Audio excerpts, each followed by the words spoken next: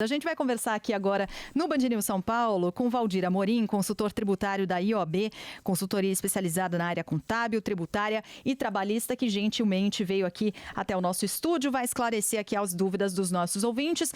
A Ana Freitas também está aqui nos nossos estúdios, vai nos ajudar aqui, tirando um pouco dessas dúvidas dos nossos ouvintes. Valdir, obrigada pela presença. Vamos começar de maneira bem geral, né? A partir das mudanças que houve neste ano, quais são as principais dicas para quem vai fazer a declaração do imposto de renda, vai encarar esse desafio sozinho, ou seja, não vai contratar ninguém para fazer isso, vai fazer por conta própria? Sheila, bom dia a todos, bom dia, Barão. Bom dia. Primeiro quero agradecer a oportunidade da presença e dizer que todo ano nós temos novidades no preenchimento da declaração do imposto de renda. E esse ano o Fisco, a Receita Federal, ela trouxe novidades em relação ao preenchimento e novidades também em relação a alguns cuidados também nesse preenchimento. Primeiro, em relação ao preenchimento, começamos com a tela de entrada, ou seja, há 3 telas. Uma tela chamada nova, onde o contribuinte vai poder criar declarações, novas declarações de ajuste anual, como, por exemplo, a declaração final de espólio, a declaração de saída definitiva do país e a própria declaração de ajuste anual a partir da declaração de 2019. E também da declaração pré-preenchida ou de uma declaração em branco. A segunda é em relação ao preenchimento, ou seja, ele permite o acompanhamento das declarações que ainda estão sendo trabalhadas, ou seja, são funções que o Fisco concedeu no programa que vai facilitar o seu preenchimento. E, por fim, as transmitidas, ou seja, vai permitir o acompanhamento das declarações que já foram transmitidas através também de algumas funções. Mas eu também gostaria de colocar, Sheila, se me permite, algumas novidades em relação aos cuidados que o contribuinte deve tomar. Como, por exemplo, a extinção do INSS doméstico. A lei não prevê essa dedução esse ano. Até o ano passado, na declaração de 2019, era permitido deduzir R$ 1.251 da contribuição patronal do empregador. Isso não é mais possível. Outro detalhe, informações de data de aquisição do imóvel, ano da aquisição, ou o número de inscrição municipal, ou o número do registro do imóvel, ou o Renavan do veículo, ou os dados do veículo e os dados das contas correntes, ou seja, quem tiver conta corrente, aplicação financeira em banco, tem que tomar muito cuidado, ou mesmo quem tiver participação societária em empresa, um sócio investindo em outra empresa na Bolsa de Valores, ou até mesmo uma participação fora de bolsa, o fisco está exigindo o CNPJ do investidor e também da empresa, ou seja, o fisco está cercando o fato. E para concluir, Sheila e Barão, quem te entregar primeiro, recebe primeiro.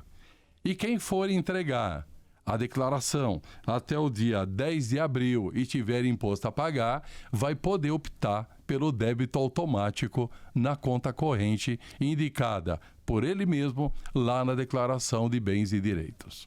Doutor, tem muita pergunta aqui dos ouvintes da Band News FM que o senhor pode imaginar. E eu peço sempre, dentro do possível, uma brevidade na sua resposta, até para a gente agilizar aqui o processo.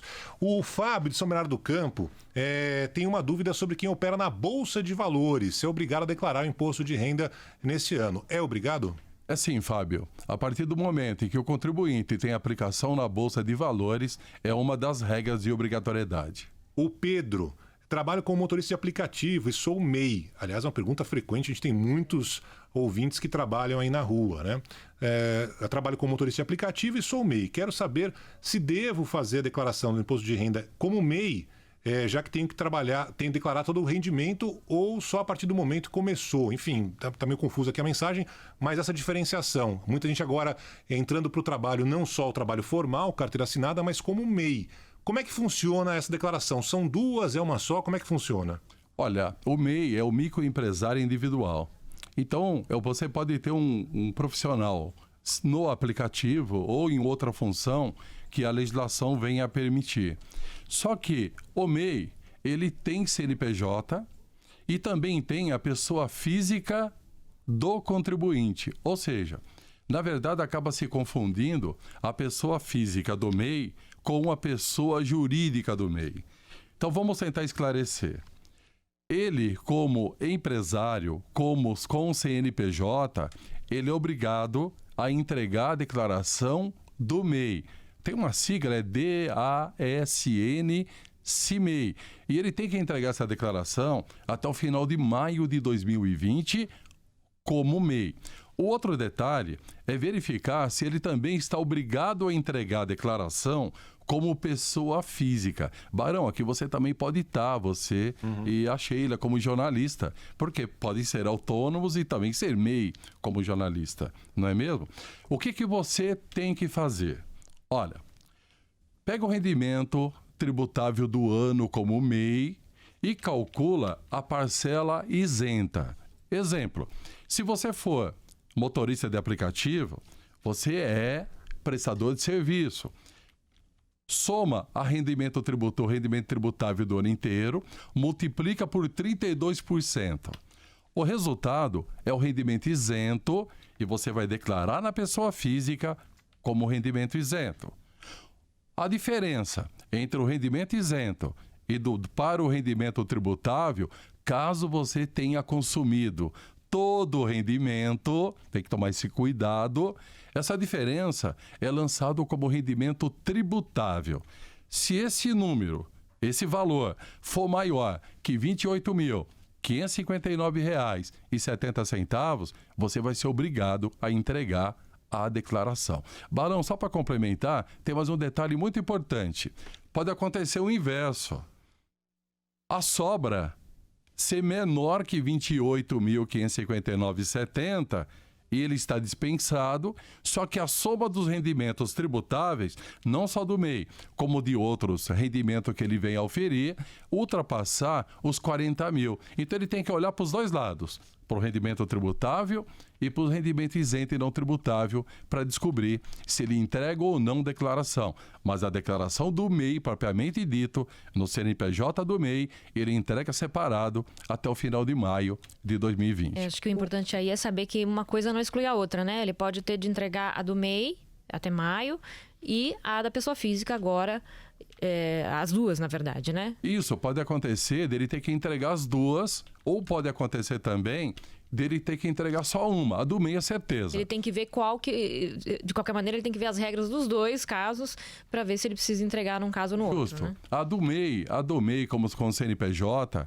ele é obrigado a declarar mês a mês o faturamento dele num programa da Receita Federal. E a Receita Federal exige que essas informações sejam homologadas mediante a entrega da declaração, que é chamado DAN-CIMEI, que é a declaração do MEI. Independente dessa declaração, cuidado que tem multa se ele não entregar, né, e atrasar nessas informações. Além dessa declaração, ele pode ser obrigado também a entregar como pessoa física. Aí ele tem que fazer aquelas contas que eu acabei de mencionar.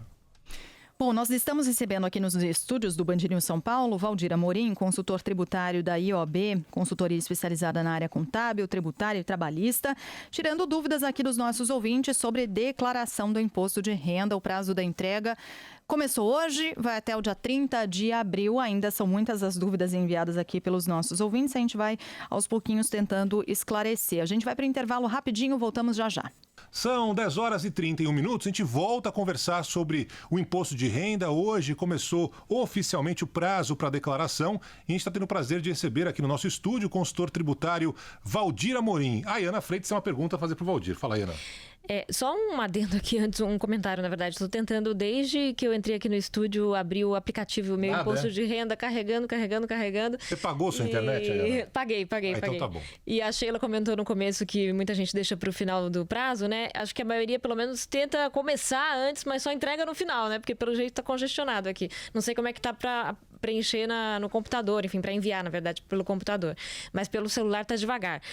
O senhor comentou aqui no computador, no desktop, quando a gente vai lá baixar o programa, quando a gente baixa o programa e vai preencher, tem 3 pastinhas ali, né? Nova, em preenchimento e transmitida já, que é para você acompanhar a situação da que já foi transmitida. Na nova, o senhor comentou que há a possibilidade de pegar a pré-preenchida, né? A pré-preenchida é para quem? Porque a Receita sempre coloca uma esperança no nosso coração de que um dia a gente não vai mais ter que preencher nada, que vai vir tudo pronto e a gente só vai ter que confirmar os dados e mandar, né? Isso não é realidade ainda, porque o que é realidade nesse sentido hoje? No caso da pré-preenchida, há 2 condições, Ayana. Primeiro, o contribuinte deve ter uma soma de rendimento tributável superior a 200 milhões. 200 milhões não, 200 mil reais, não é? E a segunda pré-condição é que ele tenha certificado digital. Então, sem o certificado digital, ele não consegue ainda fazer a pré-preenchida. E qual é a diferença da pré-preenchida para a declaração, vamos dizer, normal, que é aquela que você faz o download do programa no computador? É que os dados já estão prontos. Ou seja, a empresa em que você trabalha, o consultório médico que você foi fazer consulta, ou a escola que seus filhos estudam, ou você mesmo estuda, eles já fazem a alimentação do sistema. Eles são obrigados a entregar obrigações acessórias com os seus dados e você vai no sistema e valida aquilo que está lá. Está de acordo? Faz o que está lá. Se os seus rendimentos é maior que 200 mil reais no ano, você é obrigado a ter certificado digital. E essa é uma outra realidade no país, que o certificado digital é caro. É isso que eu ia perguntar. Vale a pena investir num certificado digital? Olha, sim. Primeiro que a Receita Federal te dá algumas vantagens, como, por exemplo, você já ter os dados pré-preenchidos e você ter mais facilidade, inclusive, no preenchimento do computador. E outro detalhe, se você tiver que consultar alguma pendência, algum problema que você tenha no preenchimento mais tarde, com o certificado digital, que é o chamado ECAC, né? Vamos dizer assim, você tem esse acesso muito mais rápido e muito mais fácil para poder regularizar a pendência. Já pode corrigir antes de a Receita te chamar, por exemplo, né? Não. Aqui tem outro cuidado, Ayana. Você tem que entregar a declaração. No dia seguinte, ou seja, 24 horas depois, você vai consultar o processamento dela. Ali sim. Se tiver pendência, você consegue resolver. Sim, isso que eu estava querendo dizer. Caso contrário, não. Resolver o certificado digital, ele te dá mais agilidade ao você buscar essas informações. Ótimo. O nosso ouvinte Renato Viana de Alcântara mandou aqui a mensagem seguinte: bom dia, Barão, entreguei meu imposto de renda hoje às 8 horas da manhã. Olha! Muito fácil e rápido. Parabéns, viu, Renato? Você é um exemplo para todo mundo aqui. Tá cada vez mais fácil mesmo, né? O sistema é mais intuitivo, né? Muito bom, muito bom. Tem mais uma pergunta, Valdir, do nosso ouvinte é o Luiz Carlos. Luiz Carlos é de São Paulo, ele é funcionário público. O salário dele não chega a 18 mil reais no ano. Só que nas horas vagas, ele está trabalhando como motorista de aplicativo. E aí imagino que essa renda ultrapasse esse valor. Ele pergunta, devo declarar? Bom, é igual a pergunta do outro ouvinte nosso, falando do aplicativo, do MEI. É semelhante. E eu acho que essa pergunta, Barão, Ayana, Sheila, é o que vai dominar a declaração do imposto de renda, mesmo porque o ano passado, a Receita Federal, numa perguntas e resposta, ela não era muito transparente naquilo que os motoristas de aplicativo deveriam fazer. Esse ano já tem uma pergunta e resposta nova, onde, inclusive, ela está muito mais transparente em relação a isso. Inclusive, na empresa que eu represento, que é a IOB, nós também falamos sobre esse assunto para os nossos clientes, inclusive aos escritórios de contabilidade, tomar o cuidado. O que ele tem que fazer, Barão? Primeiro, ele tem que determinar se a renda que ele recebe como aplicativo é tributável ou não. Separa a parte isenta, que é o resultado da multiplicação de 32% sobre o rendimento de aplicativo que você recebeu. O que sobrar, se você consumiu toda a renda, toma cuidado aí. De repente você não consumiu tudo, você só retirou pro labore. Você vai somar com o rendimento recebido do cargo público, deu mais que 28.559,70, você é obrigado a entregar a declaração como pessoa física. Não esquece também de contatar seu contador, porque você também tem que entregar a declaração do MEI até o final do maio. Muito bem. Tem mais uma pergunta aqui da Vanessa de São Paulo para o Valdir. Ela fala o seguinte, sobre declaração a dependentes, obrigatoriedade de CPF dependentes em qualquer idade. Como é que funciona isso? Como é que eu devo declarar dependentes na minha declaração, do meu marido? Como é que funciona isso, Valdir? O dependente, hoje, ele é obrigado a ter CPF. O bebê, quando nasce, é registrado no cartório, já recebe o número do CPF. E esse CPF é obrigatório na declaração. Agora, quanto ao dependente, quando ele é incluído na declaração do pai ou da mãe, ou na declaração de ambos, quando é feita a declaração em conjunto, ele já está declarando. Então, por quê? Porque você já está informando ali os rendimentos dele, os patrimônios que ele possui, como dívida também. Então, ele já está declarando. O que você tem que tomar cuidado, e os demais ouvintes também, é se ele pode ser dependente. Né? Então, não basta só o filho. Pode ser o pai, o avô, o irmão, a irmã. E o outro cuidado é você saber escolher se é melhor declarar individual, com o dependente ou até mesmo em conjunto com o casal. Uma dúvida muito comum, Sr. Valdir, quando a gente fala em dependente, quando há um casal que é separado, por exemplo, tem guarda compartilhada. Aí eles ficam muito na dúvida. A gente pode compartilhar também o dependente na declaração, ou um declara, o outro não. Ou, por exemplo, nem tem, ou é um casal que ainda está unido, enfim, mas um paga o plano de saúde, o outro paga educação, cada um divide as despesas do dependente ou não? Como é que funciona? Bom, nesse caso, quando há separação do casal, há duas condições.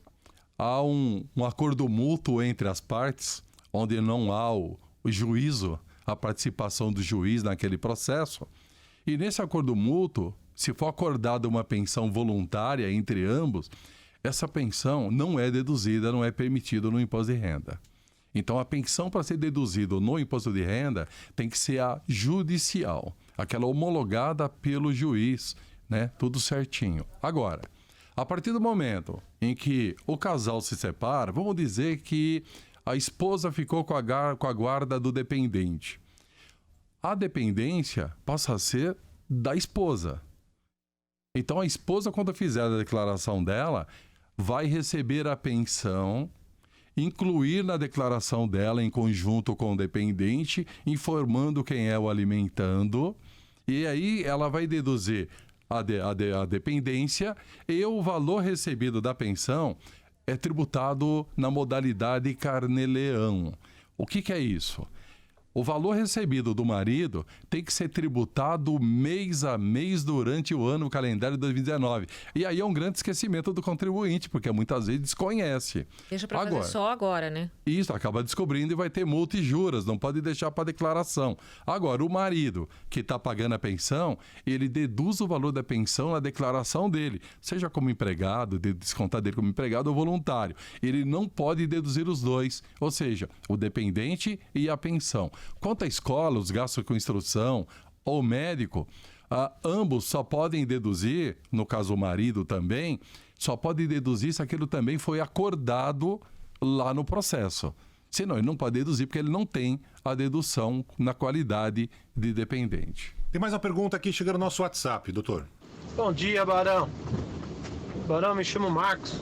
Tenho uma dúvida. Minha mãe ela é aposentada e não atinge o valor para declarar, mas ela tem uma poupança. Tempo que ela trabalhou. Ela tem que declarar? Ela é obrigada a declarar esse dinheirinho que ela tem na poupança? E aí, Valdir? Marcos, a sua mãe, ela tem duas opções.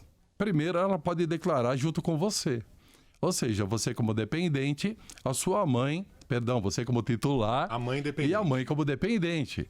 Nesse caso, a poupança da sua mãe, como também outras aplicações que ela venha a ter, os bens, o patrimônio dela, tem que constar na sua declaração individualizando o que é seu e o que é da sua mãe. Agora, o que pode acontecer também, Marcos, é que a sua mãe pode estar desobrigada de declarar. Vamos numa situação de obrigatoriedade. Se os rendimentos que a sua mãe obter de poupança for superior a R$40 mil, que é um rendimento isento, ela é obrigada a declarar. Mas se for inferior e ela só tiver esse rendimento, não tiver patrimônio, né? Ou não tiver outros bens, ela vai estar desobrigada a declarar. Mas se mesmo assim, Marcos, se for interessante para você ter ela como dependente e não aumentar a sua carga tributária, ou seja, não aumentar o que você vai dever de imposto ou diminuir a sua restituição, coloca ela como dependente que não há problema algum. Só para diferenciar aqui, ela tem que ter tido rendimento na poupança acima de 40 mil. Não é o saldo da poupança, né? É o rendimento no ano. Isso aí, Ana. É justamente o rendimento da poupança ser superior a R$40 mil. Aproveita a oportunidade para somar a esses rendimentos os tributados exclusivamente na fonte, como a aplicação financeira e, inclusive, o rendimento de 13º salário. São 10h43. Daqui a pouco a gente volta a ouvir o consultor tributário Valdir Amorim, tirando dúvidas dos ouvintes para a declaração que começou hoje do imposto de renda. Voltamos já. São 10h50. Ainda muitos ouvintes escrevendo para cá, fazendo perguntas ao consultor tributário Valdir Amorim, da IOB, consultoria especializada na área contábil, tributária e trabalhista. Valdir, muitos ouvintes perguntando com a Michele como faz para declarar o imóvel. Se declara junto com o marido, declara numa declaração só ou em declarações separadas? Como é que funciona? Se o contribuinte resolver declarar separado, o imóvel pode ser informado na declaração de um dos dois, nunca dos dois. Então, é uma das opções. Agora, se o contribuinte resolver declarar em conjunto, ou seja, fazer uma declaração só, esse imóvel é declarado, é informado nessa declaração, informando que parte do imóvel, de repente o regime de casamento não é união de bens, é separação de bens, né? Ele dizendo o imóvel a quem pertence cada uma das partes. Então ele tem duas opções: declarar em separado, escolhe em qual declaração está sendo informado esse imóvel ou os outros bens. E na declaração do outro que não declarou, informa que os bens foram declarados, por exemplo, na declaração do marido. A Ana, nosso ouvinte, Valdir, pergunta: temos que fazer declaração de uma pessoa que faleceu, que morreu no ano passado? Depende. Se o inventário já foi homologado no próprio ano, você vai ter que fazer uma declaração final de espólio. Por outro lado, se o inventário ainda vai transcorrer para o ano subsequente, ou seja, para o ano de 2020, você vai ter que entregar uma declaração intermediária, que é a declaração normal, só que em nome dessa pessoa. Então tem que fazer declaração intermediária, assim que chama? Isso, entrega-se a declaração intermediária e quando houver a homologação da partilha, que é a decisão do juiz, do inventário, aí sim vai se entregar uma declaração final de espólio até a data final normal para a entrega da declaração. No início da nossa conversa, eu disse das novidades, que é justamente no início da declaração, a declaração nova. Você pode selecionar ali a declaração de ajuste anual, a declaração de saída definitiva do país, como também a pré-preenchida, e você também seleciona a declaração final de espólio. Nesse caso, não é declaração final de espólio, e sim uma declaração intermediária. Tem mais uma pergunta aqui chegando. Normalmente o pessoal que ganha menos de 28 mil faz declaração simples, né? Mas tem um ouvinte que não assinou aqui dizendo o seguinte, é o Valdecir, agora ele assinou. Eu posso fazer uma declaração completa desta, mesmo ganhando abaixo de 28 mil? Valdecir, pode. Ou você não deve estar obrigado a entregar a declaração, mas você vai entregar justamente para justificar a renda. De repente, amanhã, você vai precisar fazer um financiamento bancário, vai comprar uma casa pelo sistema financeiro de habitação, ou seja, você vai precisar comprovar a renda. E eu recomendo, nesse caso, mesmo não sendo obrigatório, entregar a declaração. Mas cabe a você tomar a decisão. Valdir, tem mais uma pergunta aqui, aliás, é muito frequente, né? Se vale a pena fazer a declaração simplificada ou fazer a declaração completa? Depende, né? Justo. O recomendável é sempre iniciar pela declaração completa, Barão. Por quê? Lá no final do preenchimento da declaração, o próprio programa te dá a opção de escolher entre a simplificada e a completa. Eu só lembro que aí ele pode fazer escolha. Eu só lembro que a simplificada ela está limitada a 20% dos rendimentos tributados. E nesse caso, a limitação fica a R$ 16.754 e 34 centavos. Tem que tomar esse cuidado. Outro detalhe, os 20% limitado a esse valor substitui todas as deduções, como gasto com instrução, dependentes, médico. Então ele tem que fazer a conta. Mas o programa dá essa oportunidade lá no final dele tomar a decisão.